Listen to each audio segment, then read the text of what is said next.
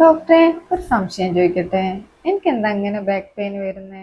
Pain ഏറ്റവും പ്രധാനപ്പെട്ട ഒരു റീസൺ ആണ് ബാഡ് പോസ്റ്റേഴ്സ് എന്ന് പറയുന്നത്. നീ ഇരിക്കുന്ന പൊസിഷൻ ശരിയല്ലെങ്കിൽ, നിന്റെ വർക്കിംഗ് സ്പേസിലുള്ള നിന്റെ പൊസിഷൻ ശരിയല്ലെങ്കിൽ, കിടക്കുന്ന പൊസിഷൻ ശരിയല്ലെങ്കിൽ, ഈവൻ ബെഡ് ശരിയല്ലെങ്കിൽ പോലും ഈ പോസ്റ്ററൽ ഇംബാലൻസ് വന്നിട്ട് ബാക്ക് പെയിൻ വരും. അപ്പൊ നമ്മൾ ചെയ്യേണ്ട ഒരു പ്രധാനപ്പെട്ട കാര്യം എന്ന് പറഞ്ഞാൽ പോസ്റ്ററൽ കറക്ഷൻ എന്നുള്ളതാണ്.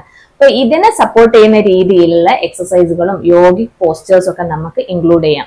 അതോടൊപ്പം എക്സ്ട്രീം പെയിൻ ആണ്, അല്ലെങ്കിൽ ഇൻഫ്ലമേഷനോ നീർക്കെട്ടോ അങ്ങനെ എന്തെങ്കിലും ഉണ്ടെങ്കിൽ ചിലപ്പോൾ നമ്മൾ മരുന്നിന്റെ സപ്പോർട്ടും കൂടി എടുക്കേണ്ടതായിട്ട്. സൂര്യപ്രകാശം വൈറ്റമിൻ ഡി കിട്ടാനുള്ള ഒരു മെയിൻ സോഴ്സ് ആണല്ലോ. അപ്പൊ സൂര്യപ്രകാശം ഏൽക്കാതിരിക്കുക, എപ്പോഴും വീട്ടിന്റെ അകത്തിരിക്കുക, അതുപോലെ ഓഫീസിനകത്തായിരിക്കുക, യാത്രകളൊക്കെ കാറിലായിരിക്കുക, അതുപോലെ പുറത്തിറങ്ങിയിട്ടുള്ള കളിയും എക്സസൈസും ഒക്കെ കുറവായിരിക്കുക. ഇതൊക്കെ കാരണം കൊണ്ട് സൂര്യപ്രകാശം ഏൽക്കുന്നത് കുറവായിരിക്കും. അതുകൊണ്ട് തന്നെ നമ്മുടെ ബോഡിയിൽ വൈറ്റമിൻ ഡി ഡെഫിഷ്യൻസി വരാനുള്ള സാധ്യതയുണ്ട്.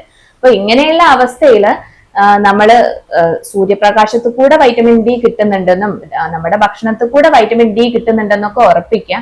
ചില സമയത്ത് നമ്മൾ മരുന്നിന്റെ ഹെൽപ്പ് എടുക്കേണ്ടി വരും. ഒരു ഡോക്ടറെ കൺസൾട്ട് ചെയ്ത് സപ്ലിമെന്റ്സ് കൂടെ മരുന്ന് എടുക്കേണ്ടതായിട്ടും വരും. വൈറ്റമിൻ ഡി ഇങ്ങനെ കുറയുന്ന സമയത്ത് കാൽസ്യത്തിന്റെ അളവും ശരീരത്തിൽ കുറയും. അത് ഇൻടേൺ അഗെയിൻ ബാക്ക് പെയിൻ വരാനുള്ള ഒരു കാരണമാണ്. അതുപോലെ വേറെ കുറെ റീസൺസ് ഉണ്ട്. ഓസ്റ്റിയോപോറോസിസ്, നമ്മുടെ എല്ലുകൾക്കൊക്കെ ബലക്ഷയം വരുന്ന ഒരവസ്ഥ, ഓസ്റ്റിയോ ആർത്രൈറ്റിസ്, ചില സമയത്ത് ഇൻഫെക്ഷൻസും ബാക്ക് പെയിൻ വരാനുള്ള ഒരു കാരണമായിട്ട് കാണാറുണ്ട്.